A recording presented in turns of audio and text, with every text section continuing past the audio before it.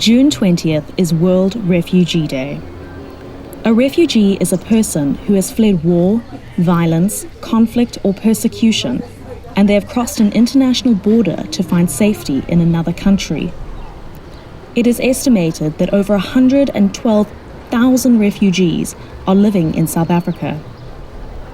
The Durban Holocaust and Genocide Centre has brought together a collaboration of organisations to come together and showcase the challenges of refugees in our province.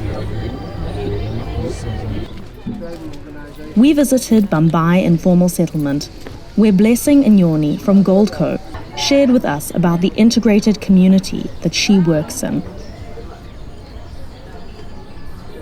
My name is Blessing Kanyuswa.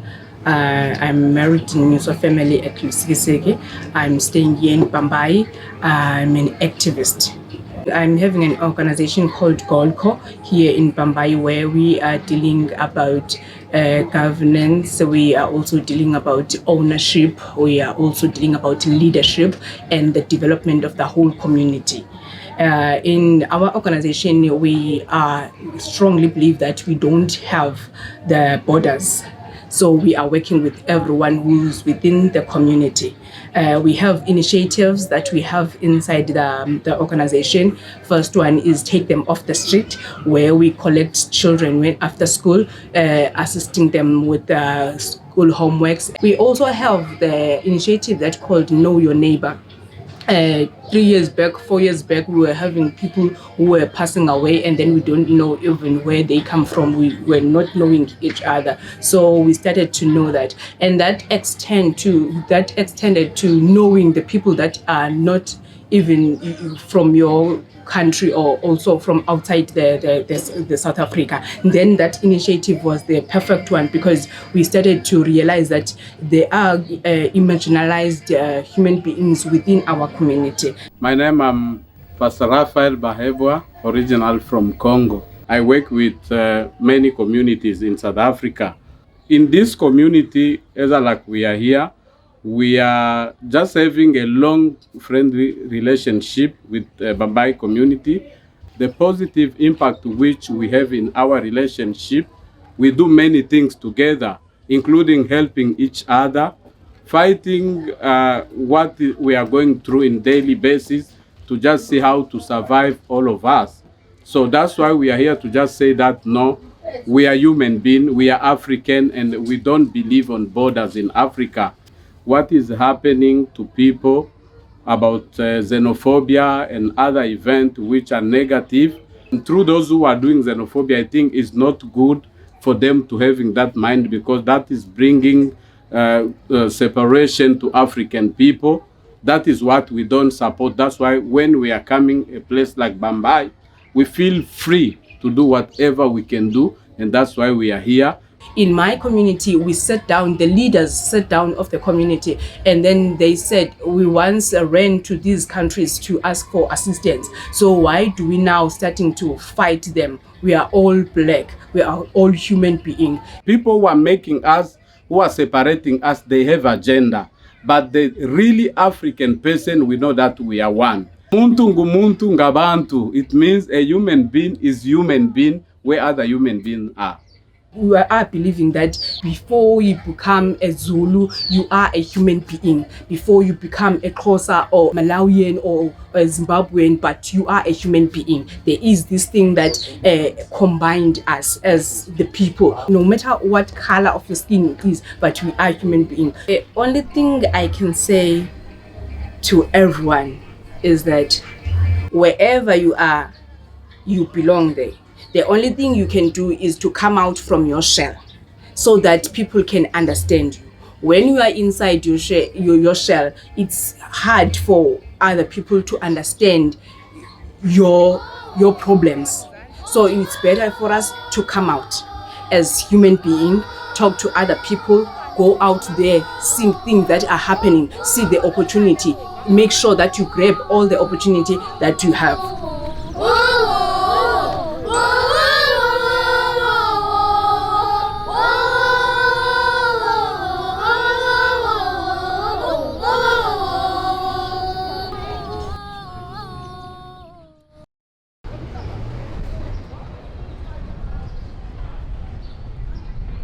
We met with members of the multinational healthcare team at the Denis Hurley Centre's clinic. The clinic aims to meet the needs of all vulnerable people within our city. I'm standing in front of the Denis Hurley Centre, next to the cathedral on one side and the Grey Street Mosque behind me. This is a place where people of all faiths come together to serve those in need, particularly foreign nationals, migrants and refugees. The work that we do here, bringing people together across racial boundaries, cultural boundaries and religious boundaries, reminds us that all of those boundaries are artificial, that we're all children of the same God. Whether born in South Africa or born in other parts of the world, we deserve the full respect and dignity that is accorded to all human beings. And World Refugee Day is a good day to remind us of the importance of those values. I enjoy working at the clinic at the Denis Hurley Centre because I'm helping people. I am there for people when in need, and it makes me very happy. What I've realized working with international people is that they're very humble and they're very respectful and more committed to the service as a whole, and that contributes to positive team spirit in the center. I love working with different people from different countries. The way you get to know different culture, different belief and tradition, and you get to interact with different people. It's amazing, and you're increasing your knowledge by meeting different people as well. What I've picked up, they've got so much challenges. If you look at those challenges, then it drives you to try to help them, no matter what problems they encounter. That is where we need to focus, counseling them. You're able to pick up their dire needs. We help them where to go to get medications or language barrier. They may go to the hospital, they can't speak English. So it is very pleasant for me to be there for them, to help them where to go. And if they can't talk, we accompany them to make sure that they reach their need and in the health department.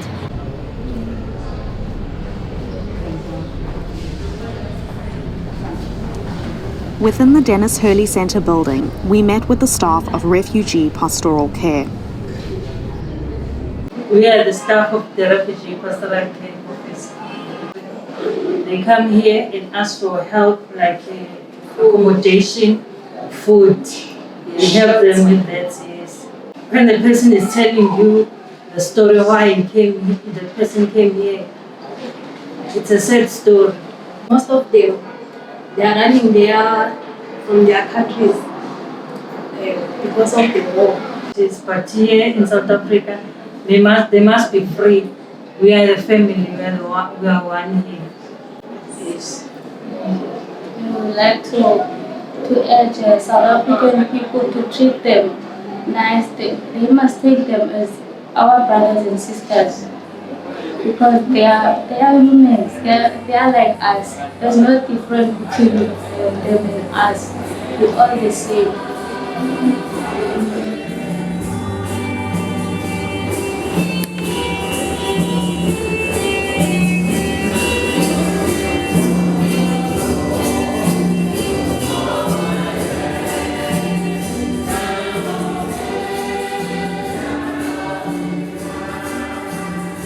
My name is Reverend Father Georges Roger Pitogo. I'm a Catholic priest from the Palatine congregation, working within the Archdiocese of Durban in this parish here, which is called St. Peter's Point, St. Peter's Catholic Church. The parish of St. Peter is a special parish. It's a rainbow nation parish that constitutes the South African citizens of the rest of the parish, which is about 80%, with the foreign nationals coming. These are almost the nations that are forming the community of St. Peter's as a whole. The church is many families that come to become one big family together. So is the stand we are brothers. Whether you are white or black, whether you are Zulu or Xhosa, whether you are from Nigeria or from anywhere, the blood that circulates in your body is the same blood that also circulates in the body of a human being. Is a human being everywhere. So we can live together. Though we are different, we are diverse, but we can live as one family as well. Foreign nationals don't easily get job opportunities. They are not open for them. Papers issued. You can find foreign nationals who have spent more than 10 years, 15 years. They don't yet have the ID or even the status. The lockdown is one of the most powerful experience that I had in a very drastic way, because it was good for what we did, but at the same time the suffering of the people was too much. Foreign nationals did not have access to any food. They did not have access to any food. Those around here, at least those I know.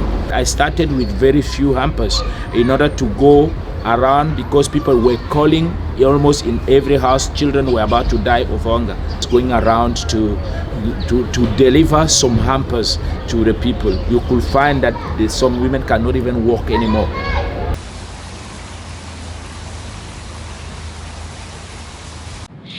We are here at the Durban Holocaust and Genocide Centre. My name is Claudia Blythe and I'm the Education Facilitator at the Centre.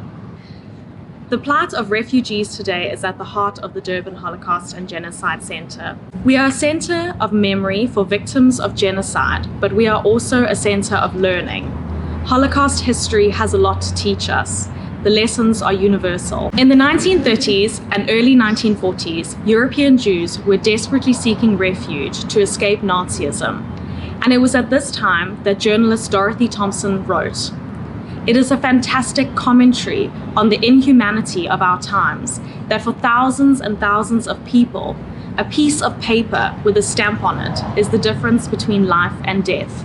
In 1936, the SS Stuttgart arrived in Cape Town carrying 537 German Jewish refugees. The Stuttgart was the last ship of refugees permitted to land in South Africa, and many Holocaust survivors who settled in South Africa were on this last voyage. The Durban Holocaust and Genocide Centre has the privilege of having the opportunity to reach young people across our province. Our programs encourage learners to think critically, to consider their choices, and to be aware of the dangers of apathy, discrimination, racism, and prejudice.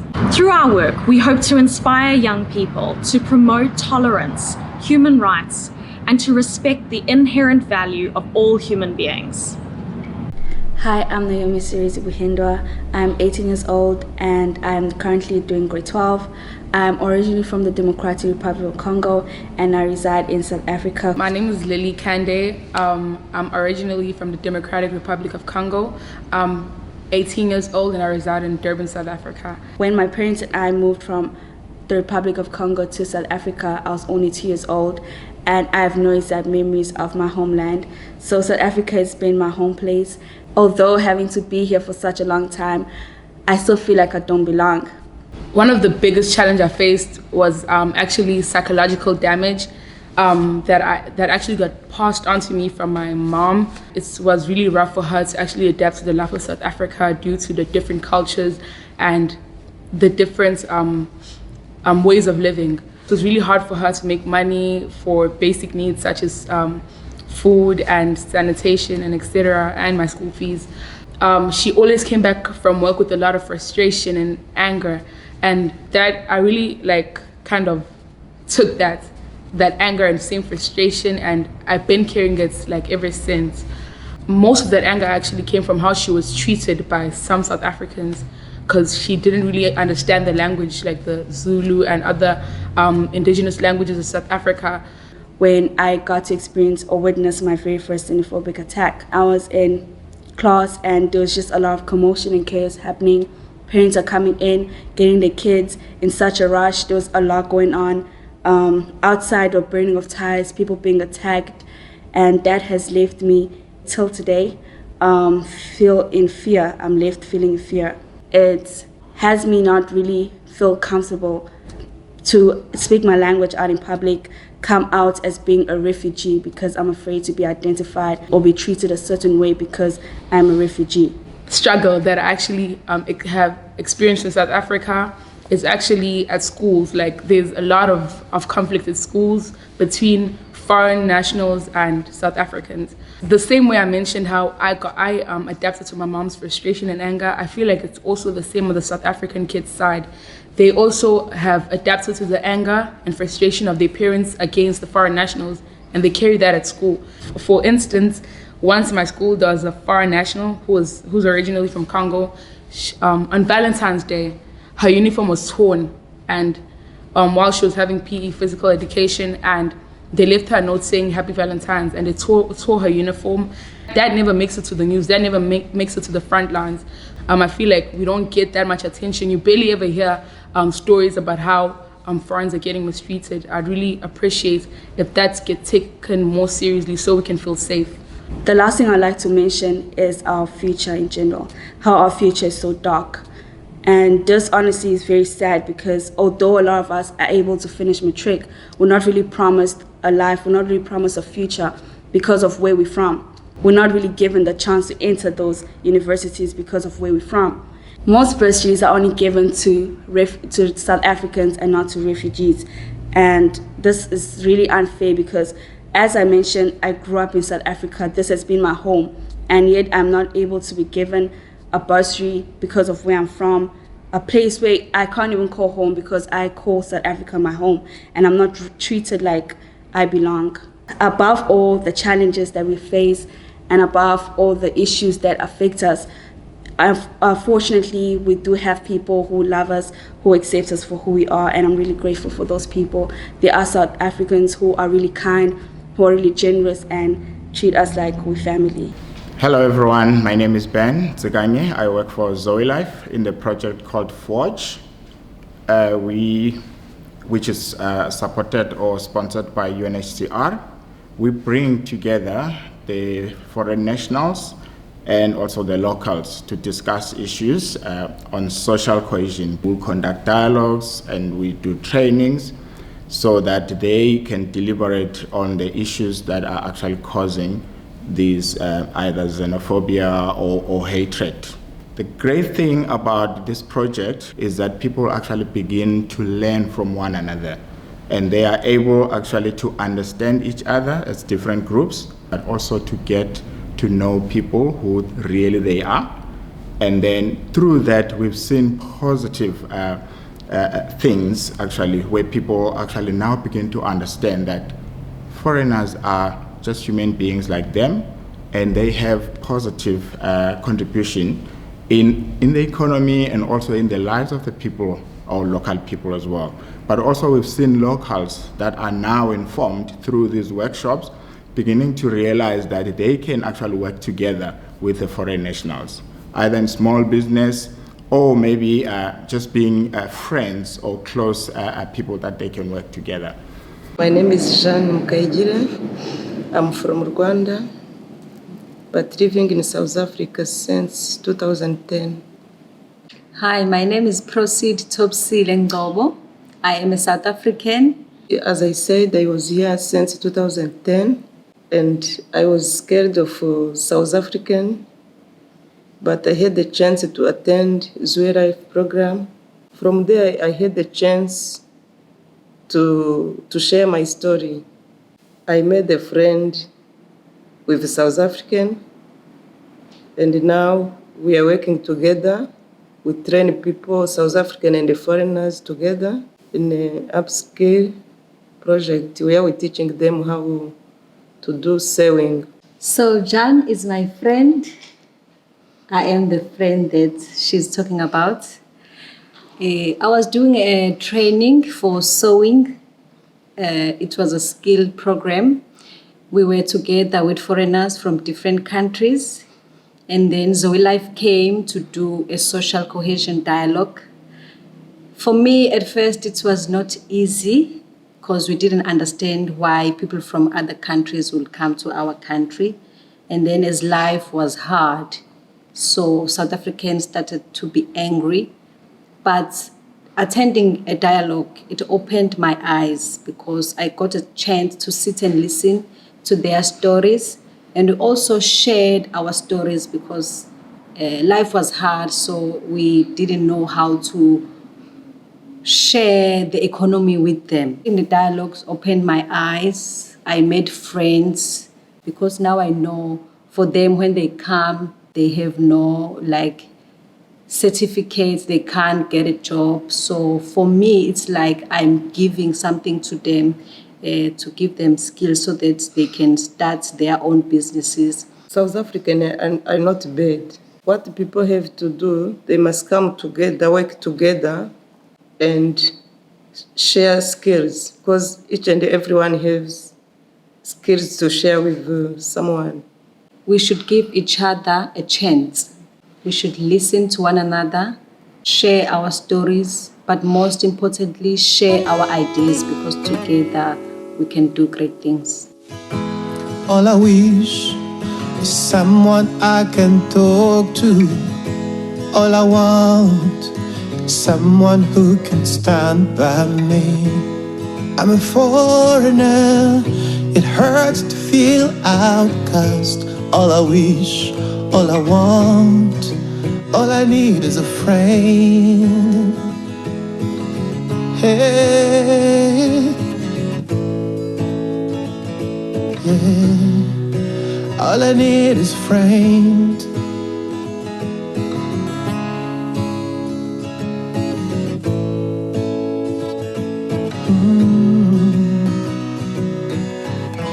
I am not what you think I am. Don't be afraid, I'm just a little different.